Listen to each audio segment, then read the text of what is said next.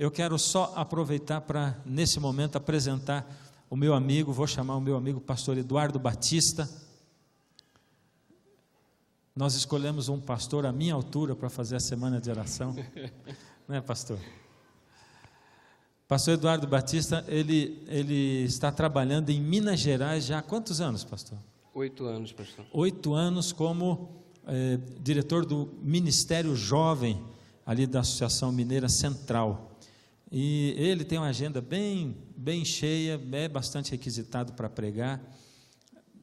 Provavelmente muitos de vocês já ouviram algum vídeo por aí pregando, né? Ele é familiar a vocês e dedicou essa semana do trabalho dele, da família, para estar aqui conosco compartilhando a palavra de Deus, para dirigir as mensagens. Que o Senhor Deus te abençoe. Obrigado. E te dirija. Bem-vindo à Igreja Central de Curitiba. Receba o nosso calor, a nossa amizade e as nossas orações por ele também. Deus abençoe. Povo de Deus, bom dia. Eu gostaria de convidar você a abrir a Bíblia no livro de Êxodo, lá no capítulo 15. Se você por acaso perceber que há alguém próximo a você que não tem nas mãos a Bíblia, por favor, preocupe-se em dividir o texto com esta pessoa para que todos possamos acompanhar a leitura das Sagradas Escrituras. Êxodo 15, nós vamos ler a partir do verso 22. Enquanto você procura, já vira para a pessoa que está do seu lado e diz assim: você é muito bonito.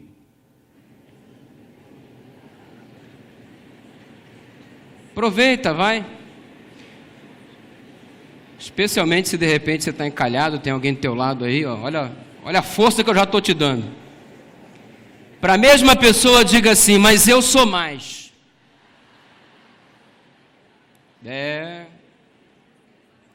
Escolhe outra vítima. Escolhe outra vítima e diga assim: você é muito inteligente. Para a mesma pessoa, mas eu sou mais. Legal, né? Dá uma inflada, né? Faz a gente se sentir bem. Já economizou umas 2 semanas de psicólogo, né? Escolhe a última pessoa e fala assim: você é muito pecador.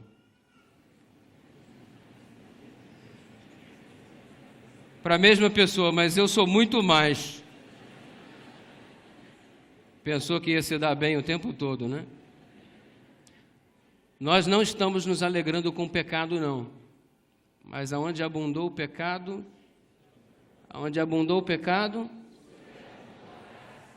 nesta manhã, você já está tendo o encontro maravilhoso com a graça de Deus. Quem crê nisso, diga amém. Amém. Deus seja louvado. Êxodo capítulo 15, verso 22 diz assim: fez Moisés partir a Israel do Mar Vermelho. Nome do líder, Moisés. Nome do povo, Israel. E saíram para o deserto de Sul e caminharam 3 dias no deserto e não acharam água. Deixa eu ver se você entendeu o texto. Nome do líder? Com mais propriedade. Nome do líder? Nome do povo? Durante quanto tempo eles caminharam sem encontrar água? Finalmente chegaram a Mara. Como é que é o nome do lugar? Mara. Todavia não puderam beber as águas de Mara porque eram amargas. Etimologicamente a palavra Mara significa amargura. Se houver alguma Mara aqui nessa manhã, Jesus vai transformar sua vida, viu, filha? Chegaram a Mara, mas não puderam beber as águas porque eram amargas. Verso 24. E o povo reclamou contra Moisés, dizendo: Moisés, Moisés, o que nós vamos beber?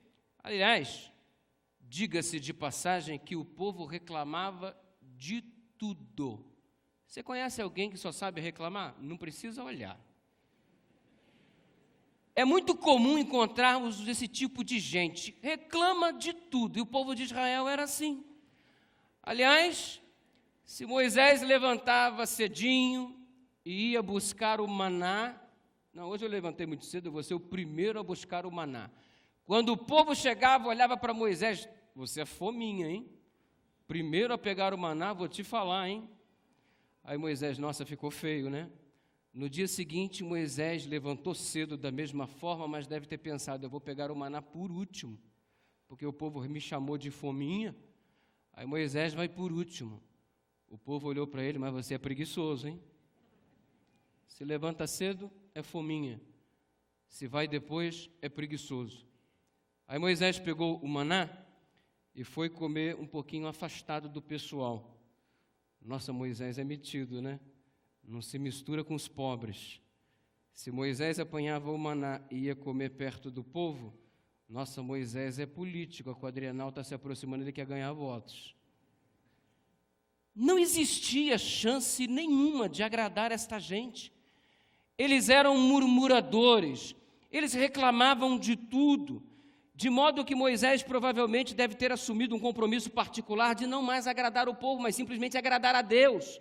E sabe de uma coisa? Eu acho que seria neste momento algo muito plausível da nossa parte, muito coerente, pararmos de viver em função de agradar outras pessoas e a partir de agora nos preocuparmos tão somente em agradarmos o Senhor nosso Deus que está aqui nesta manhã e vai nos abençoar. Eu quero que minha vida seja um palco para a manifestação da glória de Deus. Quem crer nisso e deseja a mesma coisa, diga amém.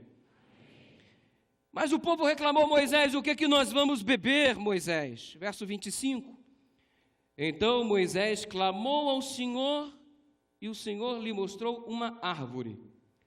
Lançou a Moisés nas águas e as águas se tornaram doces.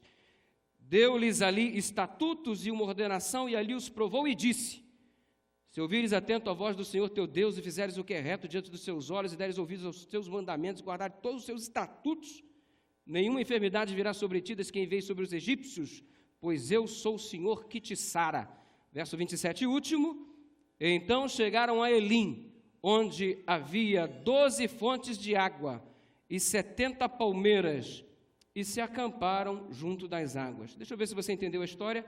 Nome do líder que guiava o povo? Nome do povo. Quantos dias eles caminharam sem encontrar água? Finalmente chegaram ao lugar chamado? E as águas não eram potáveis, porque eram? Mara significa amargura. E Deus fez um milagre, uma árvore nas águas, e a água se transformou em uma água potável, e ali Deus deu estatutos e ordenanças e disse tudo aquilo que acabamos de ler. Esta é a palavra de Deus e eu creio que ela nunca volta vazia, e nessa manhã não será diferente. Na nossa vida que estamos aqui, na sua vida, você que me assiste através da internet, Deus está reservando este momento todo particular para que a nossa vida seja edificada sobre a rocha que é Cristo Jesus. Por isso, para a pessoa que está do seu lado, diga: Deus vai abençoar você. Para a mesma pessoa, diga: a tua vinda aqui não foi em vão. Posso ouvir um amém? Amém. Vamos orar. Querido Deus, é muito bom estarmos reunidos em Teu nome, diante da Tua presença, termos em nossas mãos a Tua poderosa palavra, e nós precisamos que mais uma vez, como em tantas outras ocasiões, o Teu Espírito que já tem se manifestado neste lugar, mais uma vez alcance o território de nosso coração. Se há alguém aqui precisando de conforto, que este conforto o atinja. Se há alguém aqui precisando que sua fé seja mais desenvolvida, que nesta manhã esta fé se desenvolva. Se há alguém aqui precisando se arrepender de alguma coisa, que Teu Espírito haja de tal modo que esta pessoa seja levada ao arrependimento, à confissão e, consequentemente, ao perdão que só o Senhor pode dar. Precisamos de muitas coisas e Tu sabes, ó Deus, quais são as nossas necessidades. E nós estamos Te clamando que, em nome de Jesus, Tu possas estar suprindo as nossas necessidades de acordo com a Tua vontade, porque nem sempre sabemos o que é melhor para a nossa própria vida. Este é o lugar escolhido pelo Senhor, para que Tu, ó Deus, faça aqui o que o Senhor bem aprouver. Até mesmo, se existe alguém aqui precisando de um puxãozinho de orelha para voltar para o caminho estreito, que, embora sendo estreito, é o único que conduz à vida eterna, que Tu, ó Senhor, também possa dar esse puxãozinho de orelha, porque de vez em quando também temos esta necessidade. Fica conosco. em nome de Jesus. Amém. Ao olhar para o contexto bíblico, nós entendemos que estamos falando de cerca de 600 mil homens atravessando o deserto em direção à terra prometida. 600 mil homens é a informação que o contexto me fornece.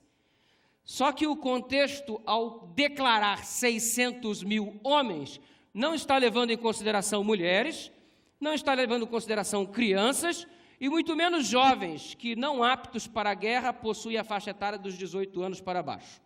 Se formos levar tudo isso em consideração, os estudiosos da Bíblia declaram que nós estamos falando de Moisés conduzindo uma população de pelo menos 2,5 milhões de pessoas. 2,5 milhões de pessoas em meio ao deserto, desde o Egito em direção à terra prometida. Eu tive a alegria de fazer esse percurso e eu visitei este lugar onde acredita-se ser o Poço de Mara, e eu vinha num ar-condicionado maravilhoso em um ônibus double deck, e quando paramos ali para visitar este lugar, descemos e saímos do céu para um verdadeiro inferno, mais de 50 graus, um calor complicado. Enfim, o Moisés tinha a responsabilidade de liderar 2,5 milhões de pessoas sob difíceis situações, sob situações bem complicadas. Certamente você há de convir comigo que a tarefa dada para Moisés não era nada fácil. Já temos dificuldade, às vezes, de conduzir os nossos filhos pequenos em meio a um shopping. Agora você imagina conduzir os nossos liderados, 2,5 milhões de pessoas, em meio ao deserto, em direção à terra prometida, percurso que você já sabe demorou 40 anos. Tarefa dada a Moisés por Deus, difícil, muito difícil. E para piorar a situação, um líquido essencial à preservação da vida, à manutenção da mesma, chamada água, faltou. 3 dias sem o precioso líquido da vida. E você precisa de água, você sabe perfeitamente por quê. Você precisa de água para repor os líquidos perdidos, através do suor, da urina, das lágrimas. Você precisa de água para pregar, você precisa de água para regular o seu trânsito intestinal, manter a temperatura do corpo, enfim. Água é sinônimo de vida. O próprio Cristo é representado como sendo a água da vida. E o precioso líquido faltou durante 3 dias. E eu fico pensando na cena dos filhos procurando os seus pais, fazendo suas queixas, o cantil sendo vasculhado e absolutamente nenhuma única gota de água. O caos tomou conta, a necessidade à flor da pele. Por mais que você conversasse sobre outros assuntos, não havia como fugir da tua necessidade que te incomodava. Sede, sede, água, água. Este era o quadro apresentado pela Bíblia neste momento.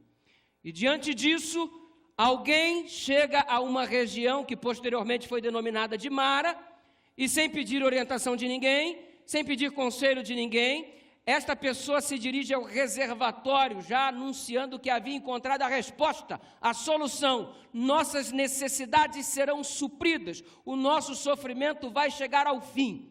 E Ellen White, ao relatar esta passagem, ela me dá uma informação que eu considero muito preciosa. Ela diz assim: a multidão se apinhou no reservatório de Mara. Eu pensava diferente antes de ver a declaração de Ellen White, que um povo muito educado iria fazer assim: gente, estamos 3 dias sem consumir absolutamente nenhum gole de água, estamos aí numa situação complicadíssima, necessidade à flor da pele, somos mais ou menos 2,5 milhões de pessoas, vamos organizar uma fila, pessoal, primeiro as crianças, depois as senhoras aí, as mais idosas, a rapaziada, por gentileza, que é um pouquinho mais forte, fiquem por último. Organização aqui, tudo bonitinho, que nós somos muito educados. Você acha que foi assim? Já foi em almoço de igreja?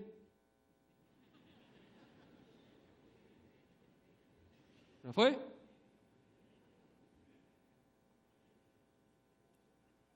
Todo mundo correu ao mesmo instante para o mesmo lugar. Resultado: crianças foram pisoteadas, velhinhos foram deixados para trás. E eu posso até me arriscar a dizer que houve um ou outro que provavelmente deve ter perdido a sua vida nesta luta, nesta corrida para saciar a sua necessidade, para saciar a sua sede. E já reparou que o mundo que nós estamos vivendo é muito semelhante, continua sendo muito competitivo? As pessoas, para saciarem suas necessidades particulares, se for preciso pisar em uma outra pessoa que esteja próximo a ela, próximo a ele, ele vai pisar, ele vai machucar, ele vai deixar você para trás, porque o mundo é assim. O que importa é satisfazer a minha necessidade particular, pessoal, nem que para isso eu precise pisar em você. E nesta manhã, de repente, eu estou me dirigindo a você e você se sente assim, pisado, machucado, magoado. Alguém, para conseguir alguma coisa, teve que deixar você para trás, pisou em você, magoou você, e você sabe do que eu estou falando. Este é o mundo que nós estamos vivendo, onde seres humanos pisam uns nos outros, para cada um suprir a sua própria necessidade. O primeiro a experimentar a água também foi o primeiro a concluir que ela era imprópria ao consumo. Resultado: estamos agora contemplando um quadro onde temos mais ou menos 2,5 milhões de pessoas frustradas, decepcionadas, amarguradas.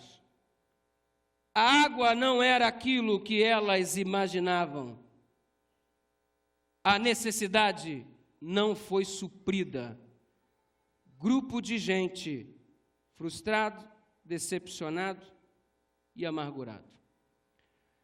Foram com um afã tão intenso para buscar a resposta, a solução, mas o resultado foi triste, frustração, decepção, amargura. Olha para você, de repente se assemelha a indivíduos que pertenciam ao povo de Israel. Está vivendo neste momento, em tua experiência particular, um processo de frustração. Você foi atrás de uma água e a água não era aquilo que você imaginava. Você se casou e o teu casamento não é exatamente como você sonhou. Você lutou tanto para conseguir aquele emprego e agora de repente está meio frustrado, está meio decepcionado, confiou tanto em alguém e este alguém pisou em você, te deixou para trás e agora você está um tanto quanto frustrado. Olhando para o povo de Israel, eu percebo que em nossos dias o quadro se repete, porque nós temos dezenas, centenas, milhares, milhões, bilhões de pessoas frustradas mundo afora. Às vezes dentro da própria igreja, às vezes você está frustrado dentro da tua própria casa, com membros da tua família, você não esperava que teu cônjuge fizesse isso com você, trair a tua confiança por páginas da internet, você não esperava descer a um tão baixo nível de moral, nem você acreditava que poderia ir tão longe. Você está frustrado com as pessoas, frustrado consigo mesmo, e às vezes estamos tão decepcionados com as águas que estamos consumindo mundo afora, que em alguns casos uns vão mais longe ainda e dizem assim: pastor, eu estou frustrado com o próprio Deus, Ele me abandonou, Ele não me escutou na hora que eu mais precisava, o milagre que eu queria Ele não me concedeu. Nessa manhã eu me dirijo para algum internauta que nos assiste, algum membro que está aqui. Você que chegou até aqui, traz no seu coração alguma frustração? Pastor, eu criei o meu filho para que ele fosse um ícone na igreja, para que ele estivesse nos caminhos de Deus, para que ele fosse uma bênção. Meu filho está nas drogas, pastor. Se misturou com quem não prestava e hoje não está aqui para contemplar o início da semana de oração jovem que esta igreja está fazendo. E sabe, pastor, eu olho para os meus filhos, eu estou frustrado. Eu olho para o meu casamento, eu estou frustrado. Eu olho para a minha vida financeira, eu estou frustrado, pastor. Estou bebendo águas amargas e elas estão me fazendo mal, estão me roubando a paz, tirando o meu sono. Há alguém aqui que está consumindo águas amargas? Essa mensagem é para você. Esse texto é para você. E diante do caos que se instalara em meio à caminhada do povo de Israel em direção à terra prometida, É possível, ao contemplarmos de um modo mais detalhado, que este povo, que absolutamente ninguém se aproximou do líder chamado Moisés, o porta-voz de Deus, e disse assim: Moisés, estamos com problemas. Seguinte, Moisés, descobrimos que há um reservatório de água logo mais à frente, e nós gostaríamos de obter de você, Moisés, um conselho. O que você acha da gente consumir aquelas águas? Moisés teria dito: não, aquelas águas são impróprias para o consumo. Moisés ficou 40 anos peregrinando no deserto, inclusive nesta região aí, conhecia a mesma como se fosse a palma da sua mão. Teria dito: esta água não é boa para o consumo. Acalmem-se, a solução está vindo, Deus já está trabalhando, Deus já está providenciando, mas ao contrário disso, ninguém quis ouvir Deus através de Moisés, ninguém quis buscar um conselho, ninguém foi em busca de orientação. Alguém deve até ter dito, como é muito comum hoje: se conselho fosse bom, não se dava, vendia. Quer saber de uma coisa, Moisés? Eu não vou te perguntar nada da minha vida, cuido eu. Ninguém tem nada a ver com isso. Por que o pastor tem que me aconselhar? Por que o diretor da escola sabatina? Por que o professor da escola sabatina? Por que o meu pai? Por que a minha mãe? Por que meus avós têm que se intrometerem tanto em minha vida? Da minha vida cuido eu, meu caminho, eu mesmo o construo. Parabéns para você. O resultado tem sempre sido o mesmo. Os sábios, autossuficientes e todo-poderoso ser humano que não quer escutar ninguém, se arrebenta nos postes da vida e o resultado é sempre o mesmo: frustração, decepção, amargura. Minha mãe, quando eu tinha lá pelos meus 9 anos de idade, anunciaram que eu sou mineiro. Eu não sou mineiro, eu sou carioca. Ninguém é perfeito. Eu nasci e cresci no Rio de Janeiro. Hoje eu estou em Minas, recebi um chamado, há 8 anos trabalho como líder de jovens lá. E eu cresci no Rio de Janeiro, num lugarzinho chamado Jardim Paraíso. Se aquilo é o paraíso, eu creio que não existe o inferno. Eu morava ali, Baixada Fluminense, Rio de Janeiro. Jamais visite Jardim Paraíso. A onda na rua lá era brincar de polícia e ladrão. O carioca, ele começa brincando de polícia e ladrão, cresce e não para. Alguém aqui já brincou de polícia e ladrão? Deixa eu dar uma olhadinha aqui. Quem já foi polícia? Quem já foi ladrão, levanta a mão. Vou pedir para o pastor prestar mais atenção em você. Eu não sei como é que você brincava de polícia e ladrão. Não sei. Mas como eu brincava, eu vou te contar. Lá na rua, a rapaziada cortava um pedaço de madeira no formato de uma espingarda. Apanhavam elástico lá nos objetos de costura da mamãe, dobravam o elástico, pregavam o mesmo com um preguinho ou uma tachinha, esticavam o elástico, dentro do elástico colocavam uma tampa de garrafa de metal. Hoje é plástico, mas antigamente era de metal. E aqui, na base da arma, um pregador de roupas, e você abria o pregador que estava aprisionado na madeira e prendia o elástico e, consequentemente, a tampinha e usava a sua espingarda.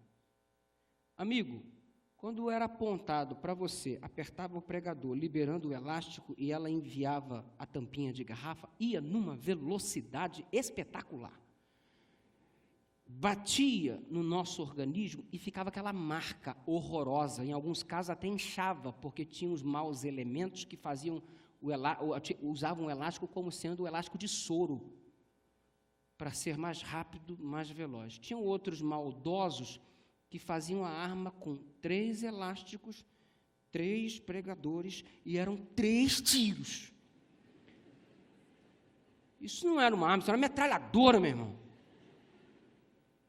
Todo mundo na rua tinha a maldita arma, menos eu.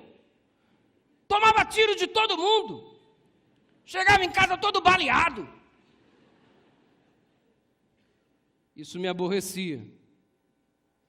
E um dia, muito aborrecido, eu virei para minha mãe e disse assim: mãe, eu quero uma arma. Ela olhou para mim: você está maluco, moleque? Mãe, eu quero uma arma, eu preciso de uma arma. Olha quanto tiro que eu estou levando. Levantei a camisa. Todo marcado, todo alvejado. Tá, e como é que é esse negócio de arma? Que brincadeira é essa?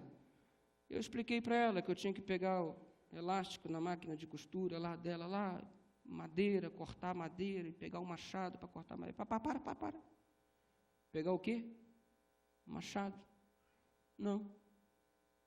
Para com essa brincadeira. Não quero você pondo a mão no machado. Aliás, a partir de hoje você não vai mais para a rua. Você não vai brincar mais disso daí com os seus amigos. E eu pensei, ela vai esquecer, né? No dia seguinte, cheguei da escola, joguei minha mochila num canto, almocei.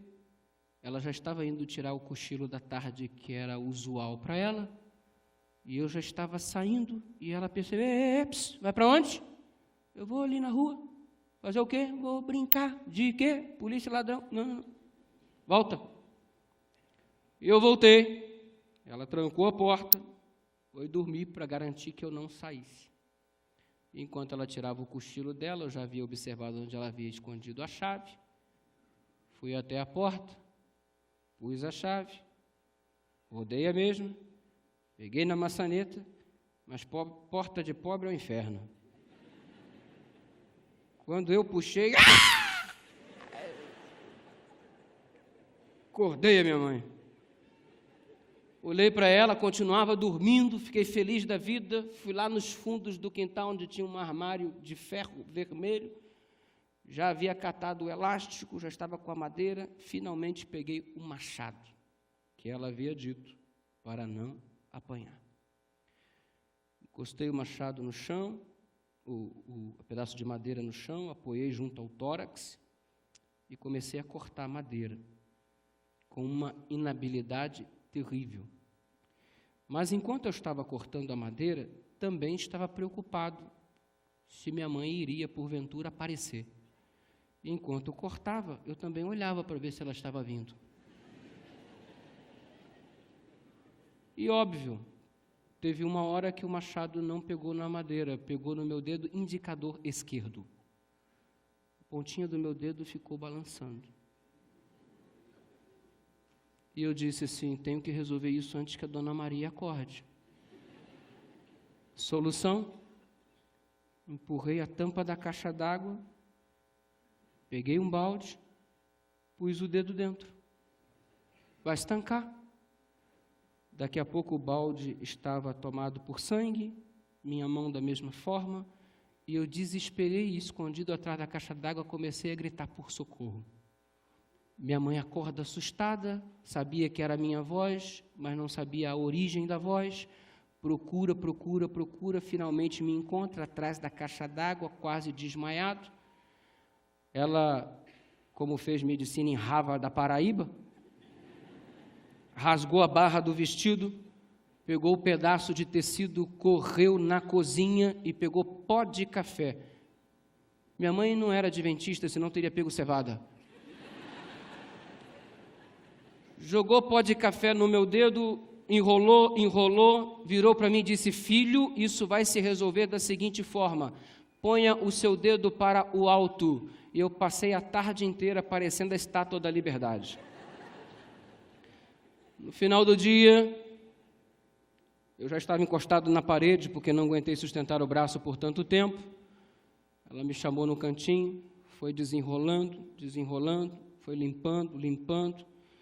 E ela disse assim, olha, vai demorar um pouco a sarar, eu não vou te levar no hospital, você vai ficar bom, isso vai demorar um pouquinho.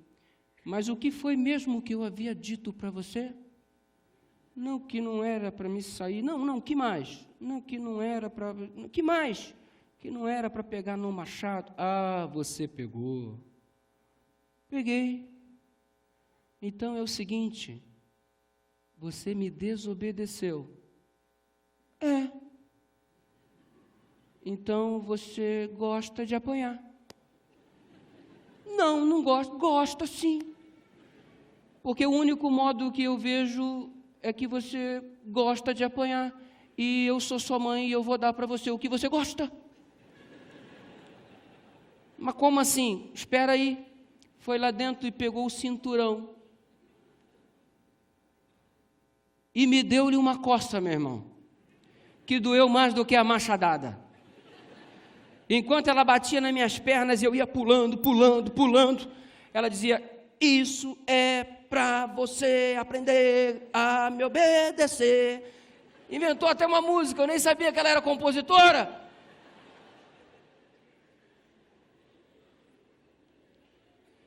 E sabe, já se passaram aí 20 anos, não, 27 anos. E eu estou com a maldita cicatriz aqui no meu dedo. E toda vez que eu olho para essa cicatriz, eu fico pensando, eu não precisava ter essa cicatriz.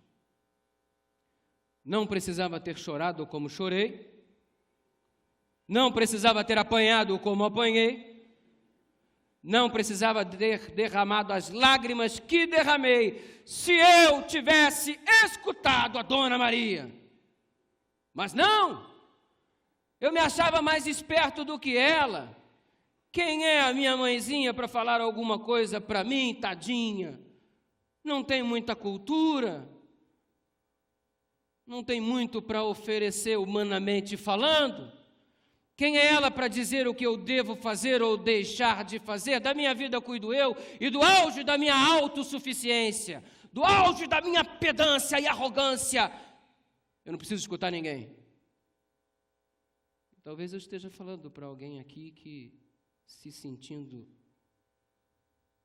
o máximo, não dá ouvido para o que teus pais dizem, não dá ouvido para o que teu pastor fala, e o pior de tudo, não dá ouvido ao próprio Deus. Vai se arrebentar, sim, senhor. Vai se arrebentar, sim, senhora. Sabe por quê? Porque Deus sempre tem razão e o contrário nunca conseguiu ser provado. Deus não erra. Isso é ponto. Como é que você quer ter felicidade longe do dono da felicidade? Como é que você quer ter vida longe do dono da vida? Como é que você quer ter plenitude longe do único que pode lhe proporcionar tal plenitude? Perdeu o juízo? O que você anda fazendo com a sua vida? Transformando-a em um laboratório para que você possa ter a experiência com as drogas, a experiência com a prostituição, a experiência com o pecado, se afundando, se deteriorando, até quando? É por isso que o apóstolo Paulo é muito claro, se hoje ouvirdes a sua voz, não endureçais o vosso. É por isso que Deus, olhando para o povo frustrado, decepcionado, amargurado, Deus disse, se ouvirdes atentamente a voz do Senhor teu Deus e fizeres o que é reto diante dos meus olhos e inclinares os seus ouvidos para ouvir os meus mandamentos, vai acontecer isso.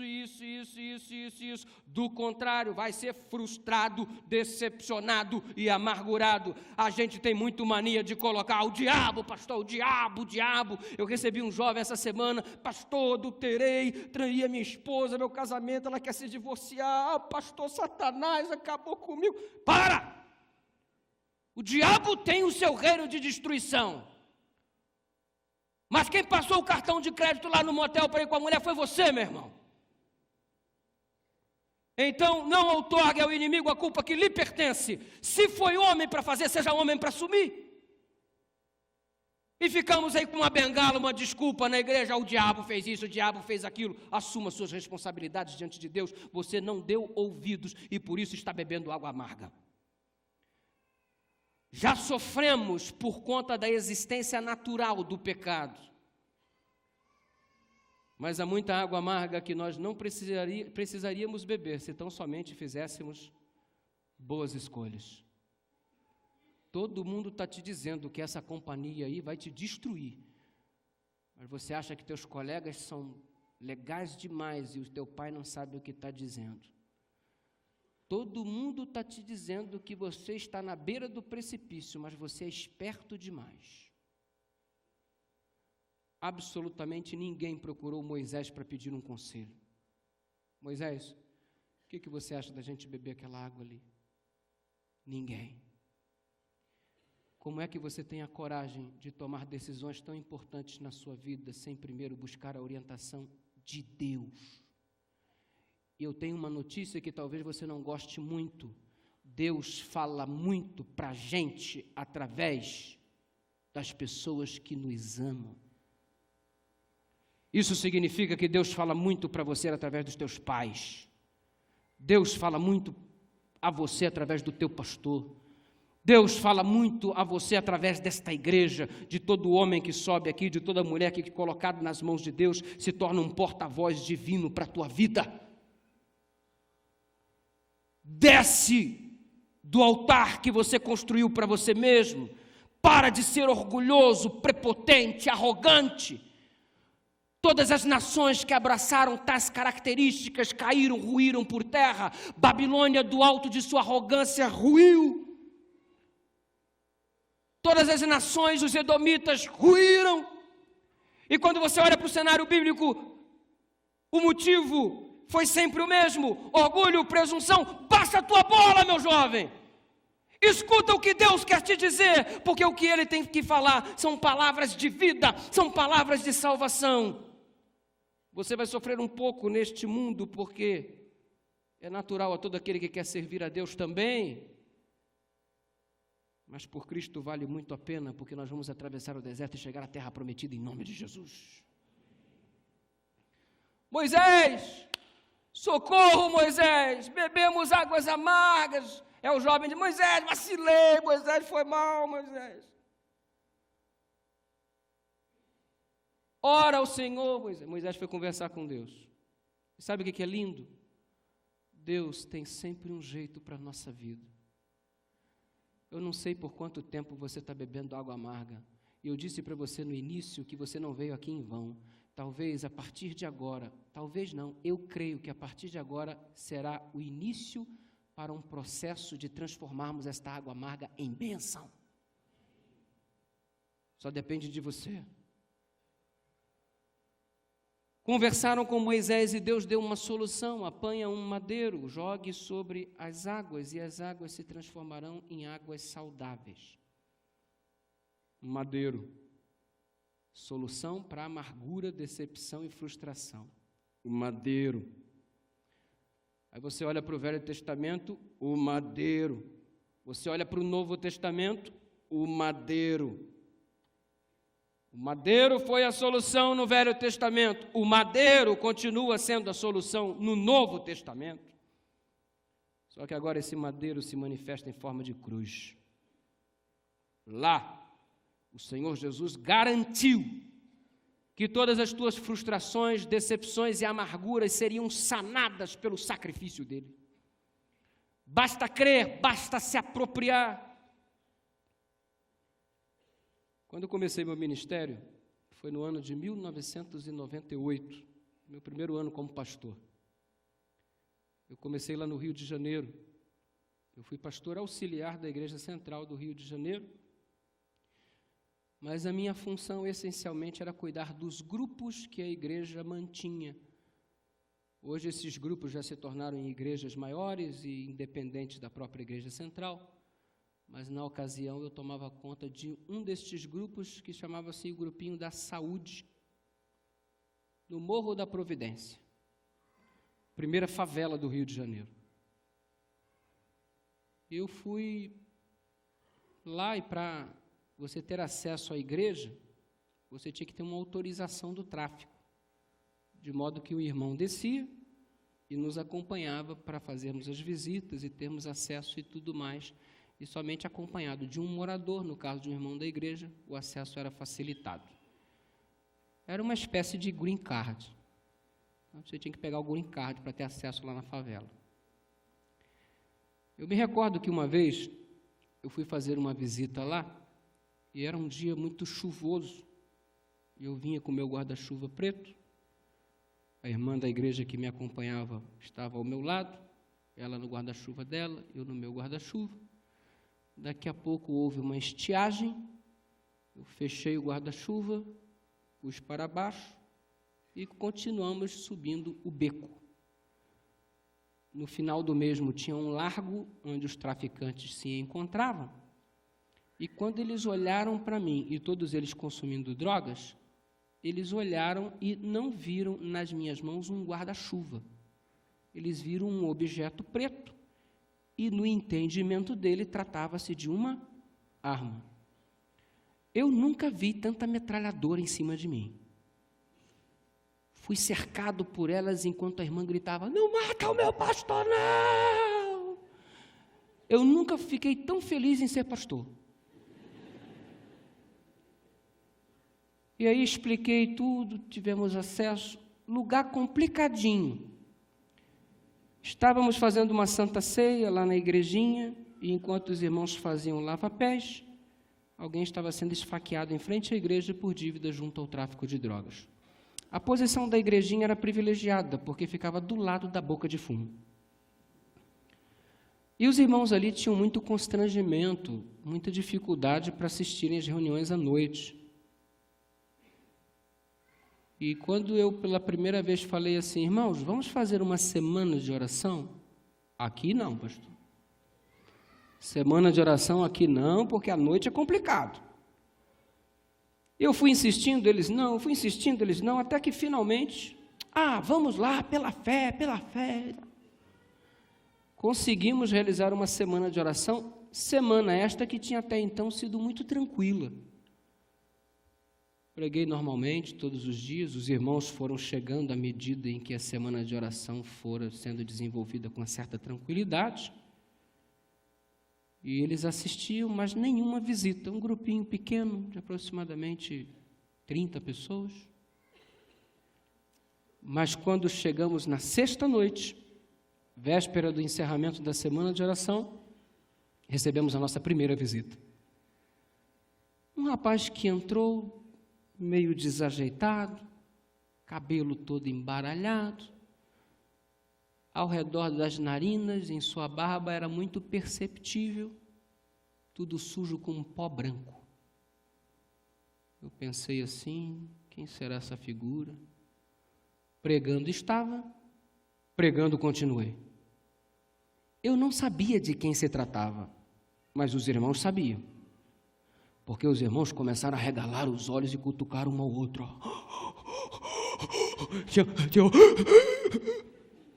O que está acontecendo? Pregando estava, pregando continuei. Só que teve um momento da minha mensagem que o indivíduo levantou a mão. E eu pensei: esse camarada está querendo falar. Eu vou fingir que eu não vi. Ele levantava a mão do meu lado direito, como se fosse esse lado aqui, e eu virava para o lado esquerdo. Irmãos, fé!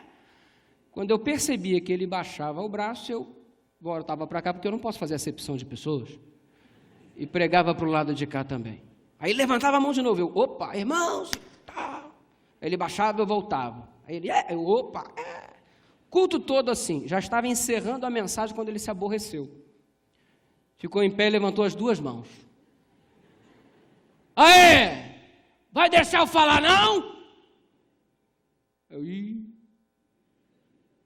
Pois não? Senhor pastor da igreja?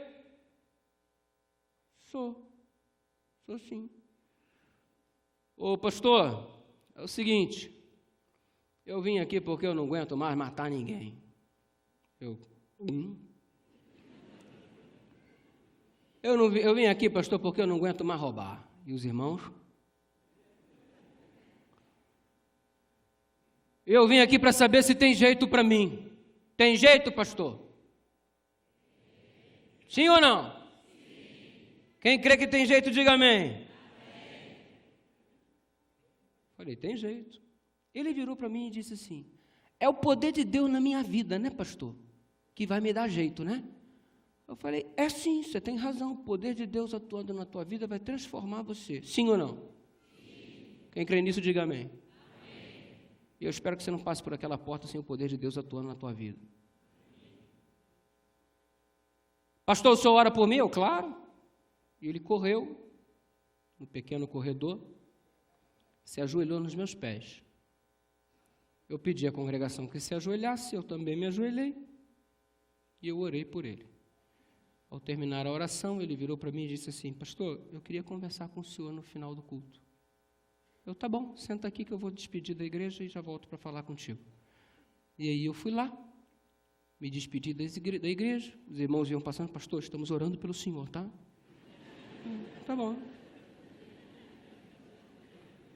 O outro irmão veio, pastor, fica firme na fé, tá? Tá bom, tranquilo. Eu voltei para conversar com visitantes e os irmãos da igreja ficaram aglomerados lá na portinha, todo mundo olhando.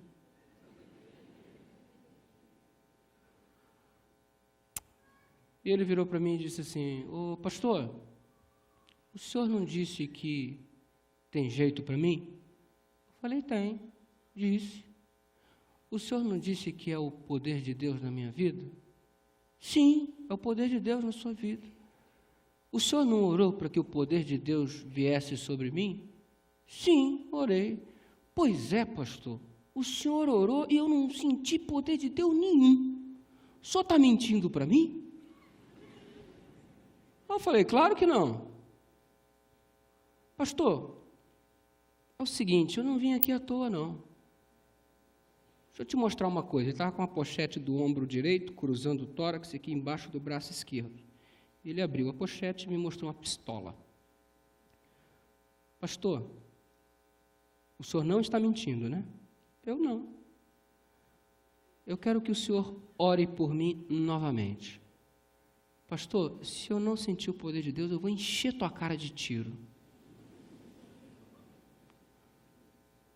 Eu ajoelhei, meu irmão.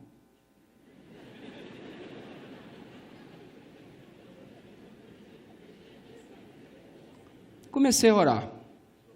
Mas orei num fervor, meu irmão.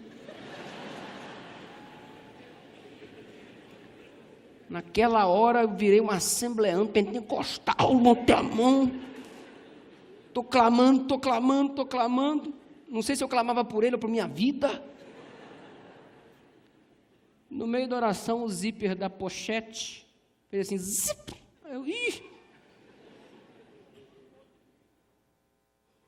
Se naquela época tivesse aquela música dos arautos, eu só ia ouvir aquela estrofe assim, filho vai, chegou a hora.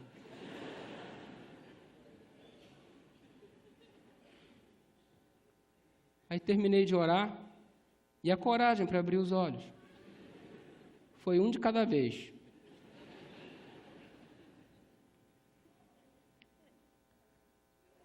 E falei para ele, você sentiu o poder de Deus? E ele falou assim, eu enchi tua cara de tiro. Eu falei, senta aí, irmãozinho. Agora quem vai me escutar é você. Quem que você pensa que é? Você não passa de um indivíduo que se submeteu ao domínio do diabo. E você acha que pode entrar aqui e vir afrontar um filho de Deus? Quem é você? Ele começou a chorar. E ele me disse assim, pastor, eu sou alguém que pela primeira vez na vida paro para escutar uma outra pessoa.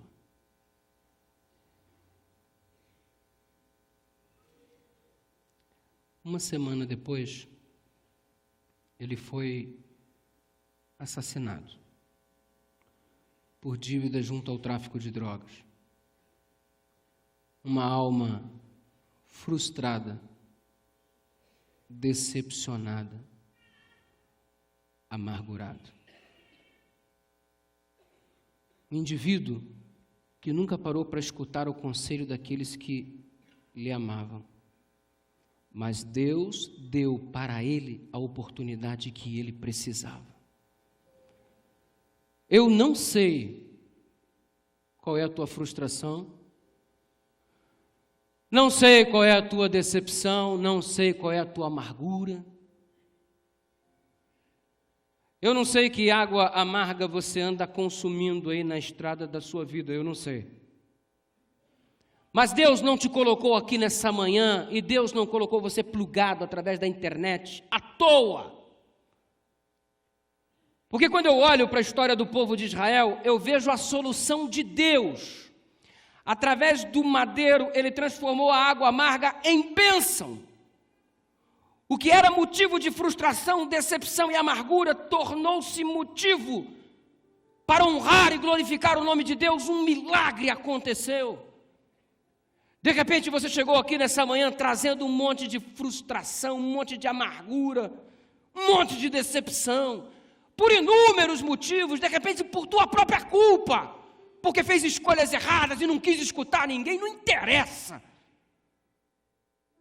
O fato é que Deus vai apanhar essa tua água amarga e transformá-la em bênção pelo poder de Jesus Cristo. Por isso que eu disse no início, você não veio aqui à toa. Qual é a tua água amarga? Qual é a tua frustração? Abra o seu coração para Deus nessa manhã. Tem nada a ver comigo, tem nada a ver com o pastor Eduardo, tem a ver com você e Deus. Tem a ver com você retirar esse pesado fardo dos teus ombros. E este fardo, ao ser retirado, fazer com que você tenha paz. O quarteto canta agora. E é Deus pedindo a tua água amarga. É Deus te dando uma chance para você vê-la sendo transformada em bênçãos. E enquanto eles estiverem cantando, em nome de Jesus, eu quero que você se levante de onde você está e venha aqui no altar do Senhor para entregar a Ele a tua água amarga. Eu não estou te perguntando o motivo da tua água amarga. É você e Deus. Mas o Senhor te chama. Sabe por quê? Ele quer transformar essa tua amargura em bênção. Traz a água para Ele. Traz a água amarga para Ele. Levanta daí, tenha coragem. O chamado divino vem através dessa canção. E nesta manhã, pelo poder de Deus, tua água amarga será transformada em bênção. Vem.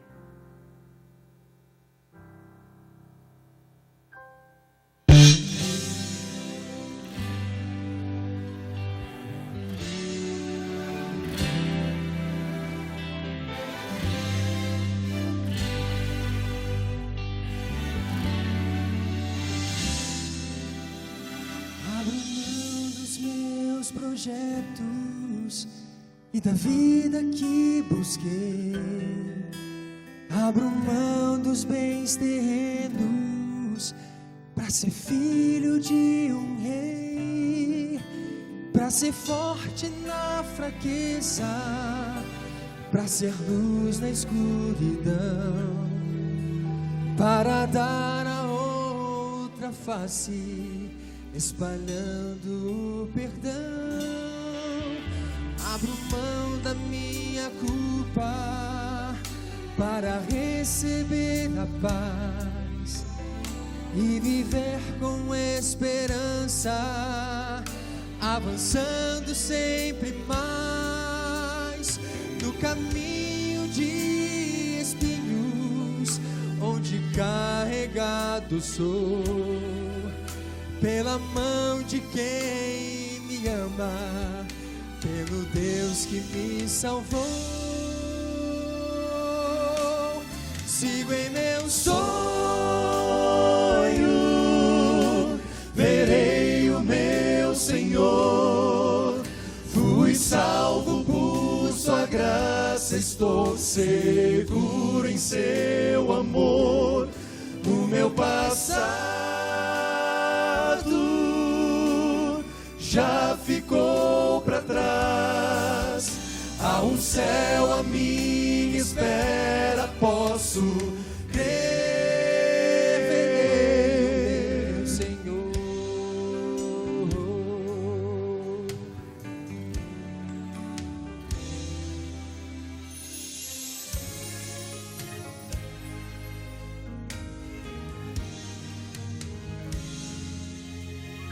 Esvazio por completo minhas mãos e meu viver, para que a luz do céu preencha cada espaço do meu ser. Eu quero a doce alegria e o prazer de confiar na promessa de um Deus que virá pra me buscar. Sigo em meu sonho, verei o meu Senhor. Fui salvo por sua graça, estou seguro em seu amor. O meu passado já ficou pra trás. Há um céu à minha espera, posso crer. Eu sigo em meu sonho, verei o meu Senhor. Fui salvo por sua graça, estou seguro em seu amor. O meu passado já ficou pra trás. Há um céu à minha espera, posso crer.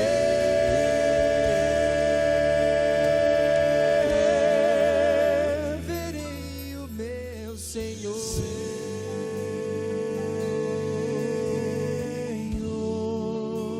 Verei o meu Senhor.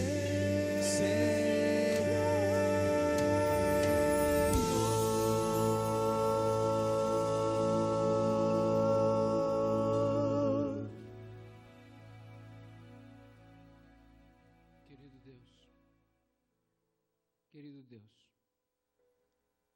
conforme tua orientação nessa manhã, estamos colocando diante do Senhor todas as nossas águas amargas, todas as nossas frustrações, e queremos te pedir perdão porque muitas vezes as águas amargas que nós consumimos são resultados das nossas más escolhas.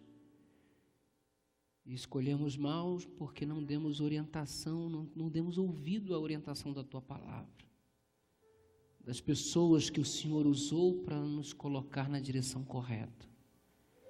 Perdoa a nossa insubmissão, nossa prepotência.